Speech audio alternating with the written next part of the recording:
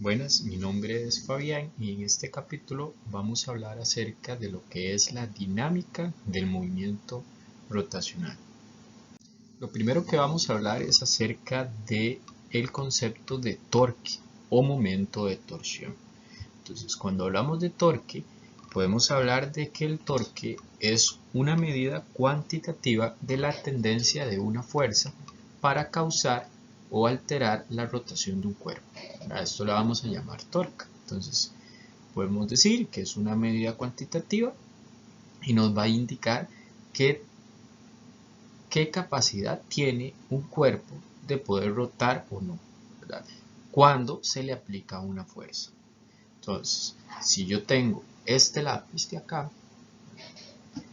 y yo le aplico una fuerza en uno de los extremos y lo hago rotar, entonces estamos en presencia de un torque. Si yo aplico la fuerza y no lo logro hacer rotar, entonces estamos en presencia de un torque nulo o cero, ¿verdad? O no hay torque. La tendencia de causar rotación alrededor de un eje, entonces, va a depender de qué? De la fuerza que yo le aplique a ese cuerpo, ¿verdad? ¿Qué tan capaz es esa fuerza para poder hacerlo girar? Y también de la forma en que se le esté aplicando la fuerza a ese cuerpo en el que yo quiero hacer rotar. Y algo que se llama línea de acción. Viendo la imagen que tenemos acá en la pantalla, vamos a poder ver algunas formas de cómo poder determinar ese valor de torque, que se representa con una letra tau. Una de esas, ¿verdad? Una de esas maneras es multiplicando la magnitud de esa fuerza que se está aplicando por L, donde ya vimos que L es el brazo de palanca.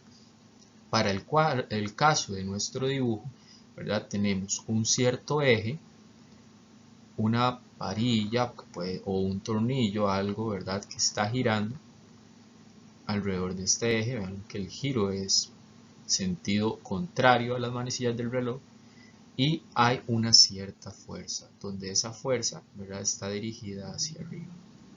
Entonces, primero debemos identificar la línea de acción. Recuerden que la línea de acción va en el mismo sentido, una línea que va en el mismo sentido de la dirección de la fuerza. Lo otro que debemos identificar es la distancia entre el eje y esa línea de acción. Ese sería nuestro brazo de palanca, ¿verdad? Para el caso de nuestra figura, que es un triángulo rectángulo, tendremos un ángulo phi de este lado. Entonces, ese valor de L lo podemos determinar con trigonometría, donde al utilizar la trigonometría, ¿verdad? Podemos ver que L, ¿verdad? Siendo R la distancia o la longitud del objeto que está rotando, nuestro L va a ser R seno de zeta. Entonces, teniendo ya nuestro brazo palanca, nuestro torque determinado de esta manera será la magnitud de esa fuerza por R por seno de zeta. Ahora bien, otra forma de poder determinar el torque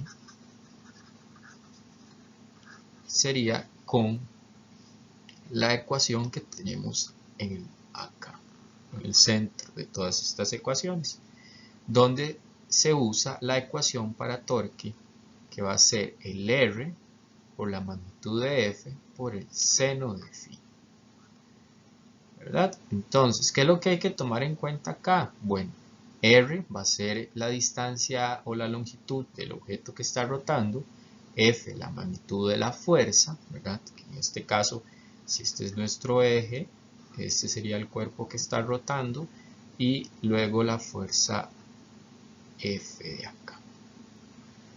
Entonces, nuestro phi va a ser el ángulo que se forma entre esa fuerza F, ¿verdad? Y la horizontal, que esa horizontal está en el sentido del objeto, ¿verdad? Entonces es como imaginarse el objeto sobresaliendo, ¿verdad? O una línea una línea que vaya, una línea radial a ese objeto, ¿verdad? Y un ángulo que se forma con esa línea y la fuerza. Entonces, si nosotros conocemos esos datos, podríamos determinarlos de esta manera. Al final, ambas terminan dándonos lo mismo.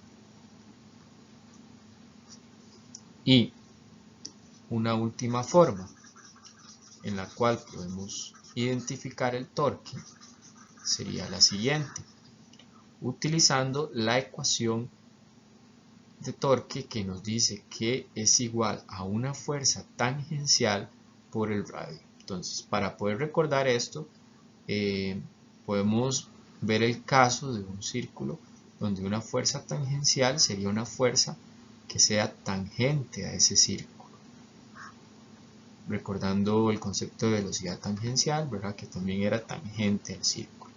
Entonces, ¿cómo lo identificamos en nuestra rotación, ¿verdad? Si la rotación va hacia aquel sentido, la fuerza tangencial va a ser la componente en Y de esa fuerza, F. Entonces, teniendo nuestro dibujo, nuestro eje, nuestra varilla y nuestra fuerza F, esa fuerza F tendrá dos componentes.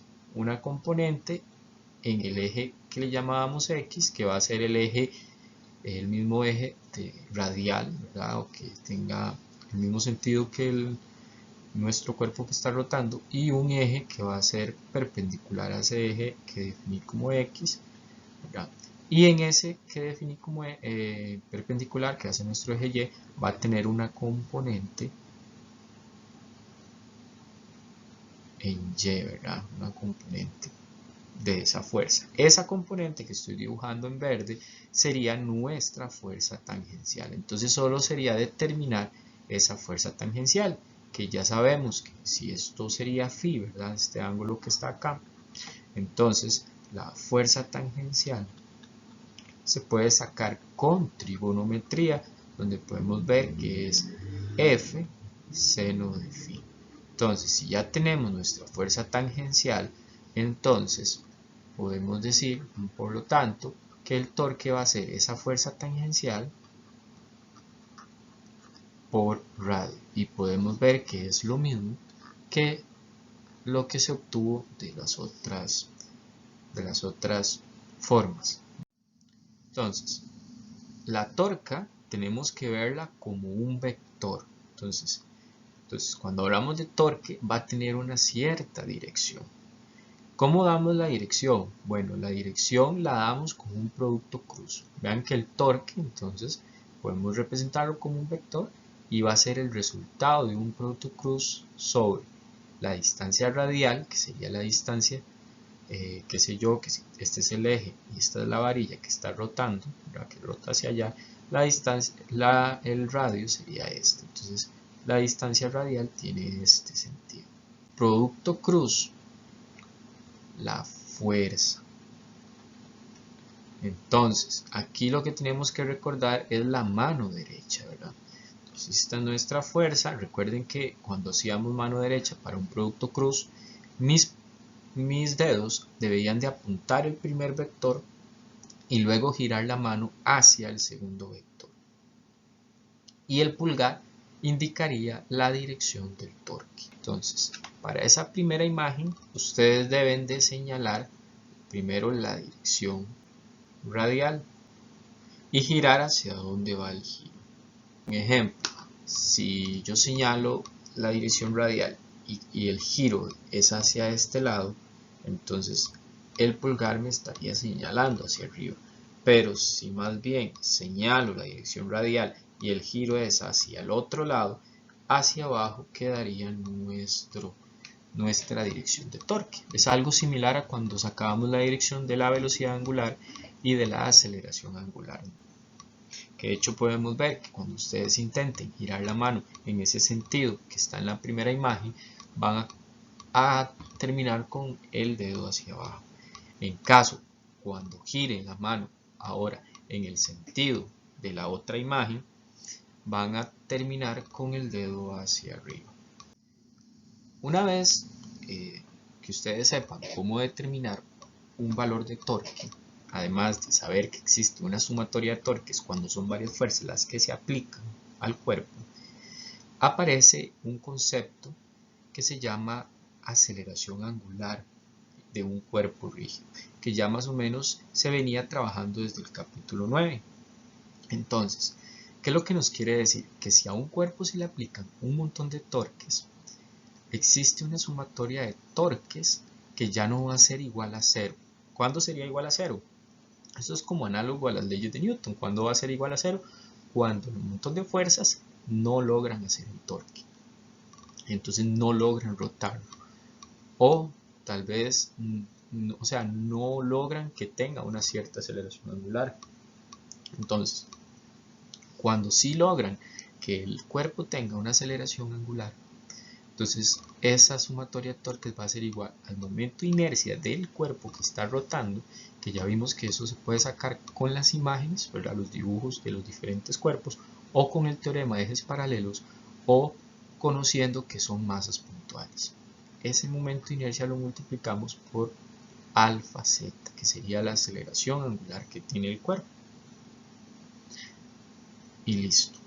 Esa sería una forma que nos ayudaría, en el caso que conozcamos nuestra sumatoria de torques y el momento de inercia, poder determinar la aceleración angular. Entonces, otros conceptos importantes. Acá tenemos este concepto que ya adelantamos un poquito con lo del capítulo 9, que es la energía cinética de un cuerpo, que no solo está rotando, porque el capítulo 9 hicimos el problema de una polea que solo se encontraba rotando, entonces ella tenía energía cinética de rotación. Recuerdan que la energía cinética de rotación era un medio por el momento de inercia por la velocidad angular al cuadrado. Ahora vamos a hablar de que hay casos cuando el cuerpo está trasladándose y también rotando, que sería esto que tenemos acá. Vean que es una suma de dos tipos de movimiento. El primero es de traslación, que fue el que se vio en física 1, ¿verdad? Y el segundo es de rotación. Entonces el cuerpo está rotando, trasladándose. Eso puede ser la rueda de un automóvil, ¿verdad? Porque la rueda del automóvil se traslada hacia la derecha, en este ejemplo mío, y también va rotando conforme se traslada. Entonces, cuando esto sucede, la energía cinética de ese cuerpo ya no es solo una, sino que es una energía debida a la rotación más una energía cinética debida a la traslación. Entonces, la forma de representarlo va a ser la energía de rotación, que es un medio de la masa por la velocidad que tenga, pero la velocidad lineal, que en este caso sería la velocidad tangencial, la que se representa, más la energía de rotación, que sería un medio de I por W al cuadrado, y es esta ecuación que tenemos acá. Esto es súper importante porque hay problemas que vamos a trabajar con la conservación de la energía, y cuando necesiten poner la energía cinética de ese cuerpo muchas veces tiene los dos tipos. Entonces acá les coloco. Cada posible movimiento de un cuerpo rígido puede representarse como una combinación de un movimiento traslacional del centro de masa. Eso lo que quiere decir es como que si estamos viendo solo su centro de masa moviéndose hacia la derecha. Entonces tomamos en cuenta esa velocidad de traslación y rotación alrededor de un eje que pasa por el centro de masa. Entonces si es una llanta, el centro de masa es el centro geométrico, entonces el cuerpo rota alrededor de ese centro geométrico. Entonces, cuando tenemos traslación y rotación combinadas, entonces las cosas se ponen más interesantes porque yo puedo mezclar las ecuaciones de Newton con las de la sumatoria de torques. Entonces yo ya puedo, en ese cuerpo que rota y se traslada, utilizar las sumatorias de fuerza igualadas a la masa del cuerpo por su aceleración, que esta aceleración, ¿verdad? Sería de su centro de masa. Y también puedo mezclarla con sus sumatorias de torque y de esta manera obtener más ecuaciones. ¿Por qué? Porque muchas veces las ecuaciones que obtengo con las sumatorias de torque no son suficientes y me quedan incógnitas por ahí que necesito encontrar de algún otro lado. Entonces puede ser que haciendo sumatorias de fuerza pueda obtener otras ecuaciones y hacer sistemas de ecuaciones que me permitan determinar lo que yo necesito. Ahora, vean que aquí les pongo. También podemos analizar los movimientos traslacional y rotacional combinados de un cuerpo rígido desde la perspectiva de la dinámica. Cuando hablamos de la dinámica es de las leyes de Newton, las fuerzas. Pero solo lo vamos a hacer cuando suceden estas dos cositas. Que el eje que pasa por el centro de masa es un eje de simetría. ¿Qué quiere decir eso? Como el caso de la llanta, que el eje es su centro geométrico, es el eje de simetría. No puede ser un objeto donde su eje de simetría sea tal vez este, ¿verdad? No es, perdón, su eje, centro masa sea este, no es su eje de simetría, entonces no nos funciona. Y que el eje no debe cambiar de dirección, o sea que si el eje es este, se va a mantener siendo ese. No puede ser posible que la llanta tenga su eje acá, luego en un momento lo tenga acá, luego lo tenga acá y luego lo tenga acá, porque entonces ya se cae esa posibilidad de poder mezclar esas dos. Y ahora podemos hablar de otro concepto, que es el trabajo y potencia en movimiento rotacional. Entonces, cuando yo estoy, digamos, pongo el ejemplo que cuando estoy pedaleando una bicicleta, vamos a aplicar ciertas fuerzas a un cuerpo que está en rotación. Y nosotros vamos a efectuar trabajo sobre ese cuerpo. Física 1 había un problema donde había una persona que estaba subiendo una cuesta y le aplicaba una fuerza a la bicicleta. Entonces había un trabajo efectuado por las piernas del ciclista. Entonces es algo similar. Entonces, otros casos es cuando el eje de un motor está girando y impulsa una herramienta de potencia a un vehículo. Entonces está girando, ¿verdad? Está girando y ese giro es porque alguien está efectuando un trabajo que produce ese giro. Entonces ese trabajo que se efectúa para poder girar ese cuerpo lo podemos expresar en términos de la torca también. Recuerden que en física 1 los trabajos solo los expresábamos en términos de la fuerza por desplazamiento. Ahora podemos expresarlo, ¿verdad?, en términos de la torca. Y sería de la siguiente manera. Vean que visto como una integral, sería la integral desde zeta 1, sería desde la posición angular inicial a una posición angular final, el torque, que esperemos que no dependa de zeta, entonces lo puedo sacar de la integral. Si depende de zeta, tendría que integrarlo por de zeta. ¿Qué pasa cuando sale de la integral? Bueno, queda un torque afuera de la integral, un zeta 1, un zeta 2 y adentro un de zeta. ¿Cuál es la integral de zeta? Pues es zeta. Al evaluarlo entre zeta y zeta 1 y zeta 2, entonces me queda esta ecuación. Entonces, ¿cuándo utilizo esta ecuación? Cuando la torca la puedo sacar de la integral, o sea, cuando la torca sea constante. Entonces, ¿qué necesito para encontrar un trabajo?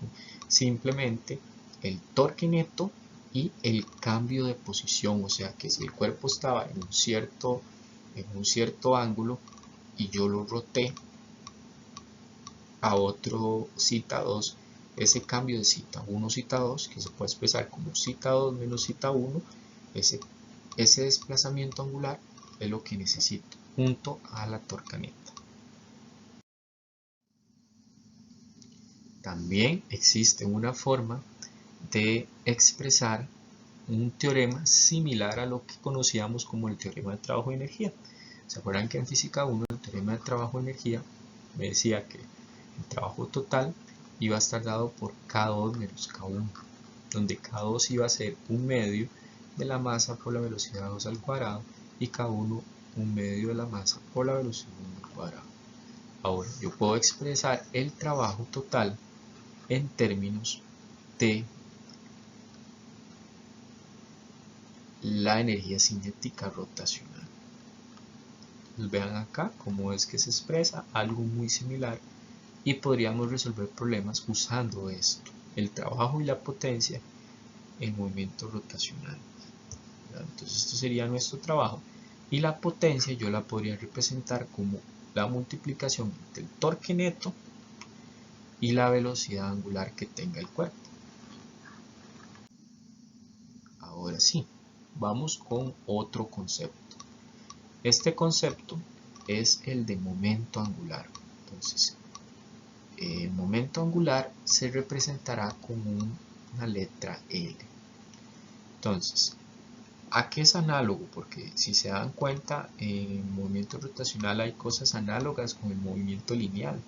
Pues es análogo al momento lineal o cantidad de movimiento que antes se conocía como P.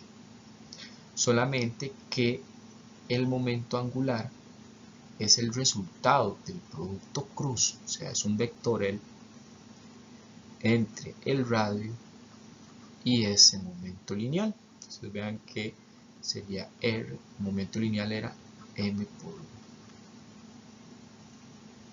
Ahora bien, si yo derivo ese momento angular con respecto al tiempo, ¿verdad? Vamos a hacer la derivación, pues me quedaría lo siguiente. Me quedaría R, ¿verdad?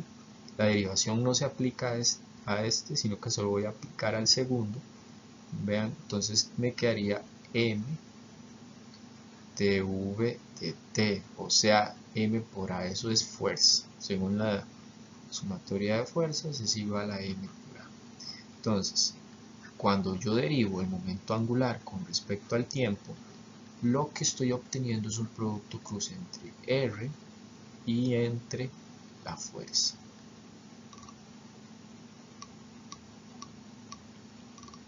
Entonces, vean que es un vector también y que puedo determinar su dirección. El valor del momento angular, ¿verdad?, de L va a depender del valor del origen escogido. ¿Por qué? Porque va a depender de la posición. Entonces, L es un valor que depende de la posición. Si una fuerza neta actúa sobre una partícula, ¿qué va a pasar? Eso lo vimos en física 1. Puede que cambie su velocidad, cambie su momento lineal, por ende cambia su momento angular, porque si el momento angular es el producto cruz entre R cruz P y P cambia, entonces L va a cambiar. La rapidez del cambio del momento angular de una partícula es igual a la torca de la fuerza neta que actúa en ella. Entonces, ¿cómo vamos a llamar delta L sobre delta T o la derivada de L con respecto a T? La vamos a llamar como la rapidez de cambio del momento angular. Esa cantidad me va a decir si la cantidad de momento angular cambia o no a través del tiempo. Eso es súper importante, que vean esa cantidad como el cambio del momento angular a través del tiempo. ¿Por qué? Porque van a haber ocasiones donde ese momento angular no cambia a través del tiempo. Lo ven acá. ¿Y cuándo no cambia a través del tiempo? Bueno, eso sucede en algunos fenómenos físicos, donde no intervienen fuerzas externas. Entonces, si ustedes fueran Einstein con esas pesas encima de una mesa rotatoria, dando vueltas, él estira los brazos y lleva una cierta velocidad. Cuando él encoge los brazos, su velocidad aumenta. Entonces vean que su velocidad angular está aumentando, pero su momento angular se mantiene constante. Vamos a ver qué pasa, ¿verdad?, con esa situación, y algo que nos simplifica saber qué es lo que va a pasar cuando él encoge los brazos es que como el momento angular se mantiene constante, yo puedo hacer una igualdad L1 igual a L2.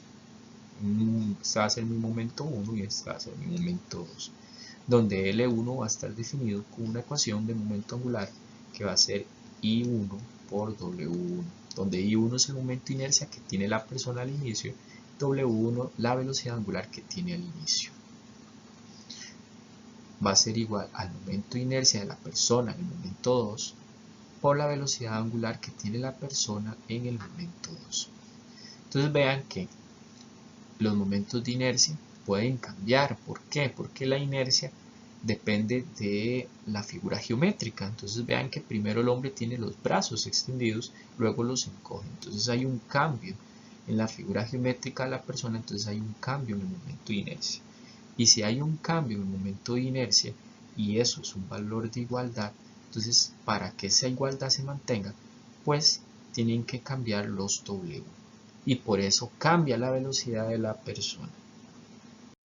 Y esto sería entonces lo que es la introducción teórica de los conceptos necesarios para ya poder empezar a hacer problemas.